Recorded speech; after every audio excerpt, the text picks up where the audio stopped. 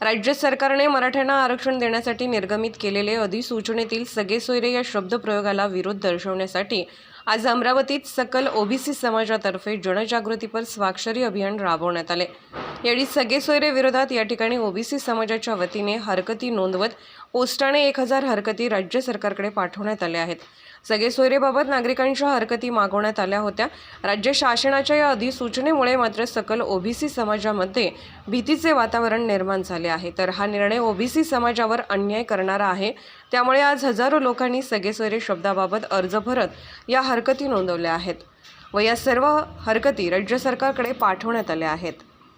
समाजाला जे आरक्षण महाराष्ट्र शासनाने लागू करण्याची जी प्रक्रिया सुरू केलेली आहे त्याला आमचा विरोध नाही। मराठ्यांना ओबीसीमध्ये आरक्षण मिळावं याबाबतही आम्हाला काही आक्षेप नाही, परंतु ओबीसीच्या कोट्यामध्ये जे आरक्षण आहे त्या आरक्षणामध्ये 1% विभागणी होऊ नये, कारण आधीच ओबीसीमध्ये अनेक जाती आहेत, त्यात आणखीन 1 कोटी 2 कोटी आम्हाला नको आहेत। मराठ्यांच्या सगळे सोयऱ्यांचा जो आदेश काढण्यात आला, उद्या चालून मराठ्यांच्या शेजाऱ्यालाही प्रमाणपत्र द्यावे अशी मागणी समोर जर आली तर महाराष्ट्राचे मुख्यमंत्री ती मागणी मान्य करणार आहेत का? आणि तुमचं राज्य आहे म्हणून तुम्ही ओबीसीच्या सवलती गिळणार आहात का, हा आमचा प्रश्न आहे।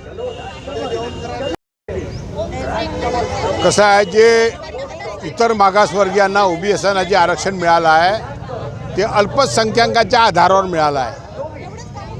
आज असा प्रयत्न सुरू झाला आहे या अल्पसंख्याकांवर जे बहुसंख्याक आहे, ज्यांनी या महाराष्ट्रावर राज्य केलं, ज्यांनी सहकारावर राज्य केलं, ज्यांनी मोठमोठ्या करोडपती होते असे राज्य केलं, असे लोक आता शक्तीच्या आणि ताकदीच्या बळावर जे ओबीसीचं आरक्षण आहे, जे लहान आरक्षण आहे, ते हक्काचं आरक्षण हिसकवण्याचा प्रयत्न सुरू केला आहे। आमचा मराठ्यांना किंवा इतर कोणालाही आरक्षण द्यायला अजिबात विरोध नाही, अजिबात विरोध नाही, परंतु मंडळ आयोगाने ज्या जाती समाविष्ट केल्या होत्या त्या जातीच्या व्यतिरिक्त इतरांना जर आरक्षण करायचं असेल तर त्यासाठी तुम्ही महाराष्ट्र विधानसभेत आणि मागासवर्गीय आयोगासमोर वेगळा निर्णय घ्या आणि केंद्र सरकारला सांगा काय जातीचं जे आरक्षण आहे याची एकूण जी टक्केवारी आहे ती वाढवा आणि मग नंतर देत बसा।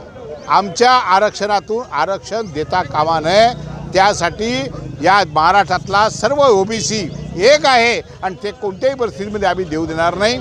यासाठी आज आम्ही सर्व एकत्र आलो आहे।